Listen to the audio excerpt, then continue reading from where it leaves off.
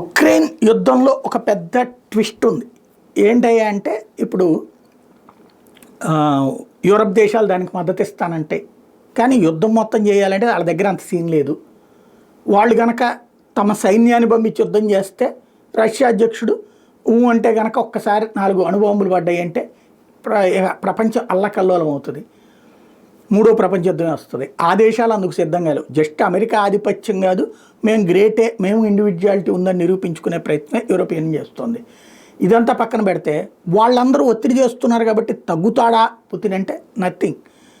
తను ఆక్రమించుకున్న భూభాగాన్ని వదిలే ప్రసక్తి లేదని చెప్పడం ఒక ఎత్తు అయితే, ఇప్పుడు కొత్త కాన్సెప్ట్ తెర మీదకి తీసుకొచ్చాడు. జెలెన్స్కీతో నేను మాట్లాడను, అసలు వాడితో మాట్లాడే ప్రయోజనం లేదు, వాడి ప్రభుత్వాన్ని నేను గుర్తించను, అక్కడ మళ్ళీ ఎన్నికలు జరగాలి, యాజ్ పర్ నామ్స్ అయితే ఎప్పుడో 2 ఏళ్ల క్రితం ఎన్నికలు జరగాలి, యుద్ధం పేరు చెప్పి ఇతను ఎన్నికలు వాయిదా వేస్తూ వస్తున్నాడు. అక్కడ ఎన్నికలు జరగాలి, వేరే ప్రభుత్వం రావాలి, ఆ ప్రభుత్వంతో నేను చర్చలు జరుపుతాను అంటున్నాడు. ఇది అసలు ట్విస్ట్ ఇప్పుడు.